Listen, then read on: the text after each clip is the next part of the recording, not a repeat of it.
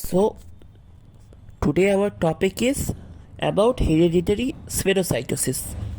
So, hereditary spherocytosis, or it is also abbreviated as HS. So, it is an inherited disorder caused by the intrinsic defects in the red cell membrane. It renders the red blood cells spherical, less deformable, and so it is more vulnerable to splenic destruction. So, occurrence is 1 in 5,000 cases are reported, and the highest prevalence is in Northern Europe. So, the pattern of inheritance is autosomal dominance inheritance pattern, and it is seen in about 75% of cases. Now the pathogenesis of hereditary spherocytosis. So, hereditary spherocytosis, it is caused due to remarkable deformability and durability of the normal red blood cell. It is altered. So, we will talk about the membrane skeleton of the RBC membrane. So, the physicochemical properties of the specialized RBC membrane, it lies due to the proteins closely opposed to the internal surface of the plasma membrane. So, the chief component of the plasma membrane is spectrin. Now, this spectrin, it consists of two polypeptide chains, alpha and beta. Now, this spectrin, this alpha and beta chains, they form helical flexible dimers. So, the head region of the spectrin dimer, it associates to forms tetramers, and the tails, they associate with the actin oligomers. So, actin oligomer, it can bind multiple spectrin tetramers. So, this creates a 2D spectrin actin skeleton. Now, this skeleton, it is connected to the cell membrane by two distinct interactions. So, the first interactions involves the proteins ankyrin and band 4.2. This binds spectrin to the transmembrane ion transporter, that is band 3. Now we will talk about the second interaction. So, it involves actin binding with protein 4.1, and it binds the tail of the spectrin to another transmembrane protein called glycophorin A. So, hereditary spherocytosis, it is caused by mutations that lead to insufficiency of the membrane skeletal components.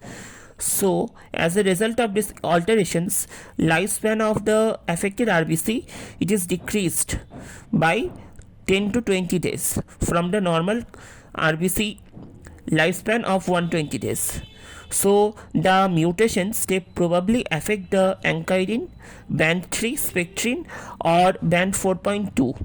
These proteins are involved in one of the two interactions. The most common cause of mutation, it may be either frame shift mutation, or it may introduce premature stop codons. So, this causes mutated allele, and this mutated allele, it fails to produce any protein. This results in the deficiency of the affected protein and reduces the assembly of the membrane skeleton as a whole. So, this destabilizes the plasma membrane.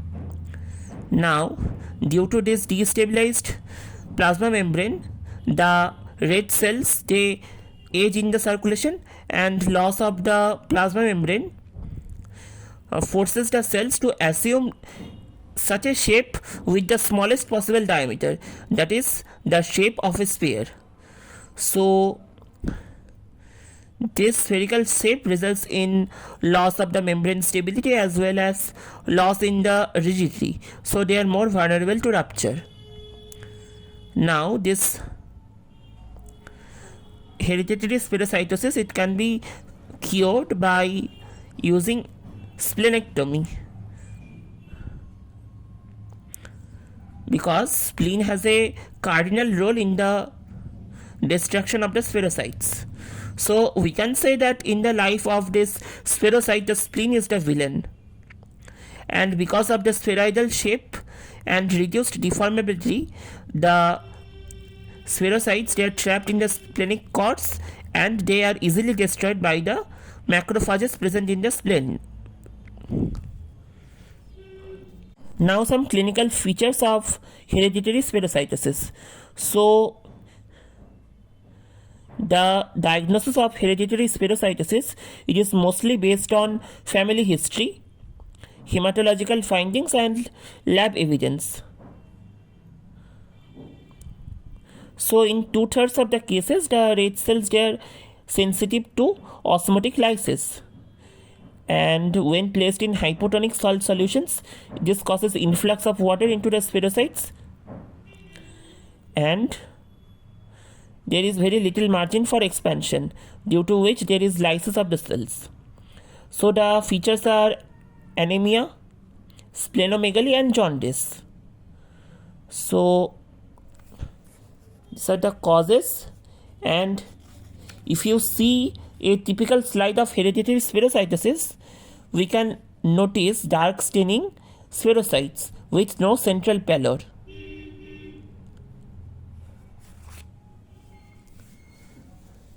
Now, this hereditary spherocytosis, this causes hemolytic crisis because of recurrent events leading to increased splenic destruction of blood cells. Now, if we do splenectomy can cure hereditary spherocytosis, but it also has some complications. Though splenectomy treats the anemia and other complication, but there is risk of sepsis because spleen acts as an important filter for blood-borne bacteria. In the absence of the spleen, there is increased risk of bacterial sepsis.